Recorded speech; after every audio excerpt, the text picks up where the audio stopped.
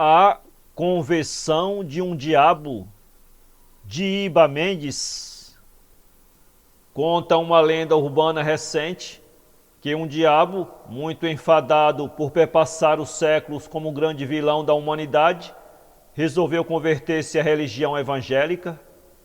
Inicialmente comprou um paletó de linho e uma Bíblia de capa preta. Em seguida aparou o cabelo, fez a barba e cortou as unhas das mãos, passando doravante a cuidar de sua aparência pessoal, de modo que adquirisse os traços de um crente conservador.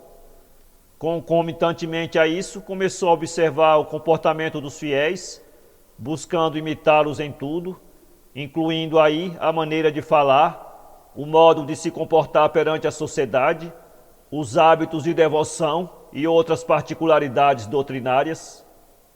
Concluída, enfim, essa etapa, ele mirou com satisfação o espelho e sorriu mentalmente, vendo ali não o velho diabo das noites sulfúrias, dos contos soníferos, o terror das crianças e dos religiosos, mas sim uma nova criatura, imagem e semelhança dos mortais. Uma vez se inteirado dessas particularidades, o diabo não perdeu um minuto, deu-se pressa em procurar uma igreja para frequentar. Em qual delas teria mais êxito? Esse passo foi decisivo e exigiu dele minuciosa pesquisa. Ao princípio, descartou aquelas mais tradicionais, cujas práticas teológicas o remetessem ao seu passado tenebroso de mortes e perseguições. Havia se convertido, portanto, sentia necessidade de encontrar novidade que lhe despertasse novos projetos, algo que lhe fizesse partilhar livremente seus elevados conhecimentos. Esse processo foi demorado e exigiu dele longas e aprofundadas meditações, mas, por fim, não teve mais dúvida, seria um crente pentecostal. Quem o visse no domingo, seguindo em direção à igreja, de paletó e gravata e com a Bíblia debaixo do braço, não teria a menor dúvida de que ali estava um verdadeiro crente. Ao entrar no templo, sob os olhares curiosos dos presentes, inclinou-se humildemente sobre o banco de madeira e dobrou os joelhos numa ligeira prece. Durante todo o culto, permaneceu atento aos mínimos detalhes do cerimonial, participando com visível alegria dos cânticos e das orações. Daí em diante, por espaço de alguns meses, tornou-se um membro fervoroso e ativo, tomando parte de várias atividades da igreja. Ao mesmo tempo em que cantava no coral, tocava violino na orquestra e fazia a colheita das ofertas. Sua assiduidade com os dízimos, bem como sua exímia habilidade em lidar com as finanças da igreja, levou-o mais tarde ao posto de tesoureiro. Nesta situação decorreram mais alguns anos, quando fora nomeado ao cargo de diácono. A partir daí sua ascensão foi rápida, passando ao presbitério, alçou seguidamente ao cargo de pastor e, por fim, presidente da Convenção Geral. Seu notável poder de liderança, aliado ao seu grande carisma, tornou-o respeitado por todos os grandes líderes, inclusive aqueles de outras denominações. Não raro era convidado a pregar em grandes eventos, nos quais as multidões o aplaudiam entre glórias e aleluias.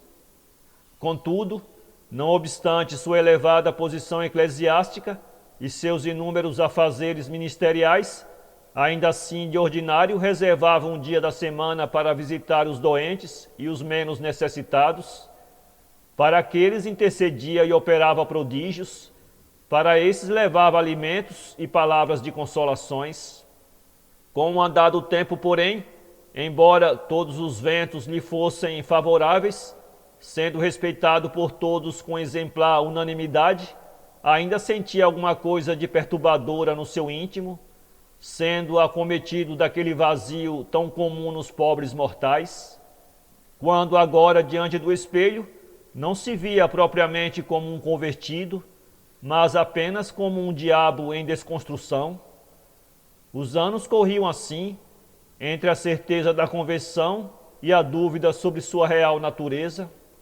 Um dia, quando se dirigia a uma congregação longínqua, onde fora convidado a pregar, notou à beira de uma estrada desconhecida um antro miserando de mulheres pervertidas.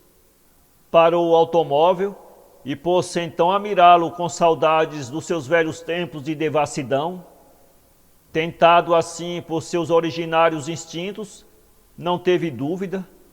Ali entrou e consumou da pior forma toda a sua luxúria diabólica.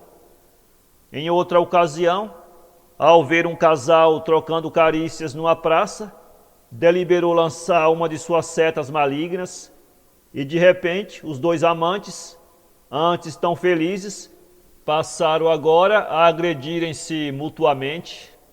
Em suas conversas com pessoas estranhas, em vez de pregar as boas novas, passou a motivá-las à rebelião contra a divindade e contra seus semelhantes. Às escondidas pregava o ódio, o roubo, o adultério, o assassinato e tudo mais que condenava no altar da igreja.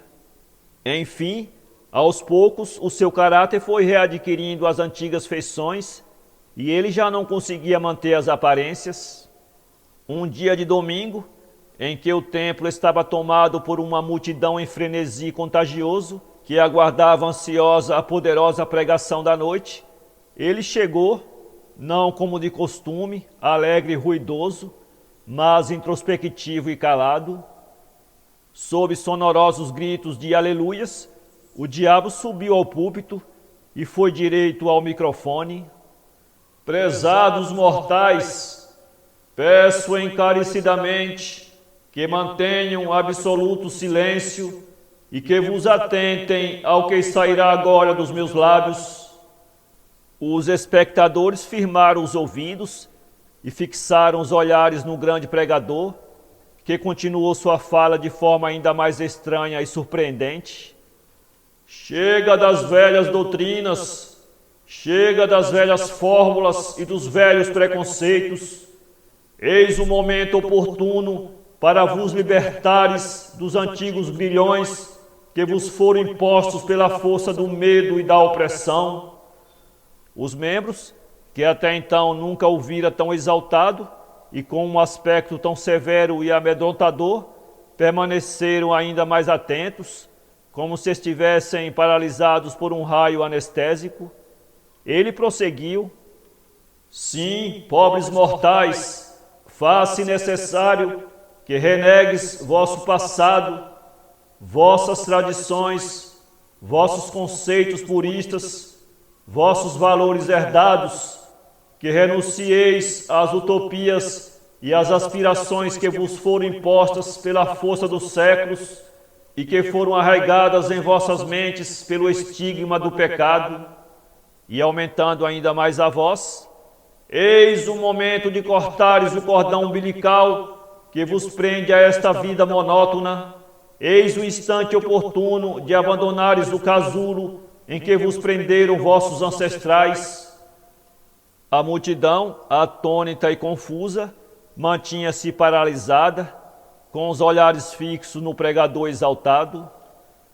Eles vos privaram dos prazeres que deleitam, de modo que seguis a incômoda rotina da desafortunada multidão, a qual, por desconhecer os mananciais do prazer, anda como reles quadrúpedes, satisfazendo apenas os instintos rudimentares. Sinto que estáis sedentos de estrelas, que tendes sede de liberdade. Sim, percebo que vossos corpos já não suportam mais essa canga doutrinária e esse pesado jugo que sobre vossos ombros foram colocados sem qualquer resistência. Quereis conhecer a verdadeira felicidade? Quereis livrar-vos deste cativeiro de opressão que vos impede de usufruir da vida o que nela há de melhor? Se a isso quereis, habituai-vos então a pensar que a morte nada é para vós, uma vez que todo mal e todo bem residem na sensibilidade. Sim, a morte é tão somente a privação desta mesma sensibilidade. Quanto ao céu, fez uma pausa para ajeitar o microfone. Este nada mais é do que mera invenção de homens castrados pela fraqueza, os quais não tiveram a coragem de assumir os seus próprios destinos e por isso criaram esse paraíso imaginário, onde a realidade de prazeres e dores presentes será substituída pela utopia da imortalidade futura. E quanto ao inferno, sim, acerca disso, eles também espalharam falsamente o tormento vindouro, e com isso se mantêm senhores das vossas pobres almas, que, subjugadas ao temor infundado, obedecem como cordeirinhos a esses falsos pastores. Portanto, pobres e cativos mortais, não vos deveis jamais deixar atormentar por esses pavores imaginários, por estas prisões mentais que vos colocam num cativeiro renegado do gozo e da verdadeira vida. Sabeis, pois, que onde impera o prazer e a alegria, nem a dor do corpo, nem a dor do espírito, ou ambos, hão de prevalecer dentro de vós. Vossas satisfações serão de tal maneira perenes que vos não terão tempo para pensar nessas tolices, as quais existem apenas para vos afastarem dos prazeres que deliram. Portanto, não deveis ter qualquer preocupação com a morte, nem com o além-túmulo, seja céu, seja inferno. Seria um absurdo preocupar-se com o que segue a morte, com o que vos não tem de nenhum controle. Eia, o homem despojado do prazer é como uma videira sem frutos, é como um jarro sem flores. A virtude, a ciência, a sabedoria, tudo isso perderá o seu valor se não buscardes o verdadeiro prazer desta vida, o gozo daquilo que podemos tocar e sentir. Só o prazer é o princípio e o fim de uma vida bem-aventurada. Felicidade, felicidade. O que é a felicidade senão o presente bem vivido? O que é a aventura senão os vapores cálidos do vinho, os braços e os beijos ardentes dos amantes? Envelheçam, pois, rindo, tal como as árvores fortes envelhecem. E concluiu com os punhos para o alto: viva a liberdade! Viva a libertinagem! Nesse instante, o ambiente fora tomado por um cheiro acre de enxofre e uma enorme balbúrdia tomou conta do recinto. Pessoas corriam como se fugisse de um incêndio, outras caíam desmaiadas, algumas ajoelhavam e suplicavam a intervenção divina. Enquanto isso, no púlpito, o diabo aparecia sem qualquer disfarce. Sentindo que se achava no ar, ergueu as mãos e desapareceu como se fosse um ilusionista de palco. Sua verdadeira natureza foi finalmente revelada ante os olhos estupefatos da multidão que até aí o idolatrava.